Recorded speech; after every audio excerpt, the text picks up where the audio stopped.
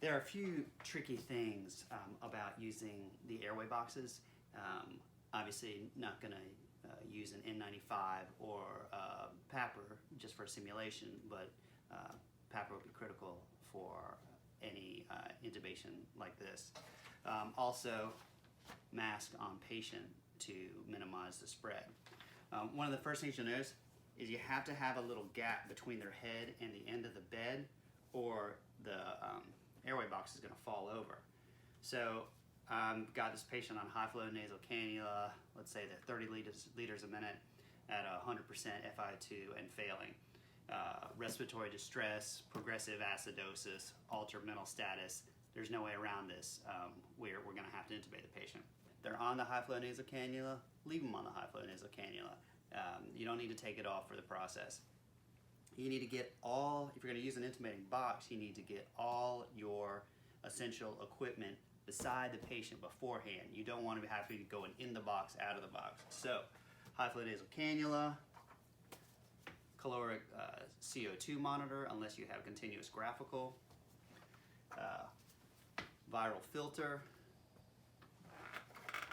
PEEP valve, padding if you want to pad the endotracheal tube before clamping it, and then a couple of clamps. Don't forget BVM.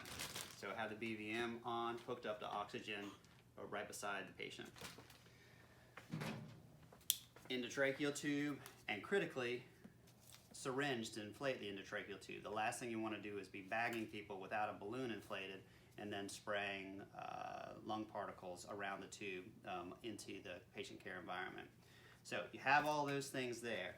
Got a little bit of space, maybe 6 inches or so above the patient's head for the box. Then we place the box over the patient. Then video laryngoscope.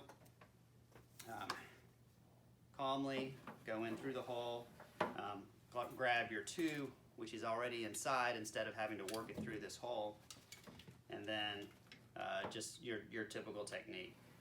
Patients, well, this patient's awake, but typically they would be paralyzed and intubated, or be paralyzed and sedated. Visualize the cords. It's slightly awkward, but not terrible. Slide tube in. I've got clear visualization through the cords. Pop the stylet, advance, and you can't see it, but I have direct visual confirmation. Now, don't bag immediately. We want to inflate this balloon first. So, balloon's inflated. Now, if the patient's paralyzed, they shouldn't be actively exhaling through the endotracheal tube, but if you use delayed sequence intubation, like they've only got ketamine, they might still be spontaneously breathing. And so one thing that you can do, as soon as the tube is passed, you can clamp it to decrease any viral particles from coming out. And then, in the next movement, place the BVM on for continuous bagging. Now,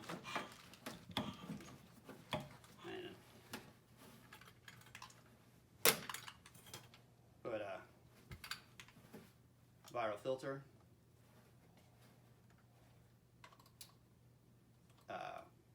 capnometer, unless you have a continuous graphical capnometer, and then we can begin bagging the patient. Now we've got a closed system, an inflated balloon, a viral filter, and this is expired, but you could also have color change. In addition, patient's going to need PEEP. So let's do the PEEP filter, and then just for the first few bags, I start at 20, and then you can come down if needed.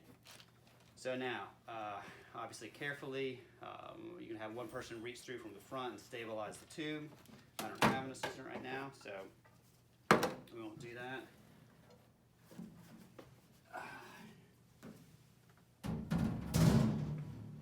And then you can continuously bag the patient until you're stable enough to be placed on the vent.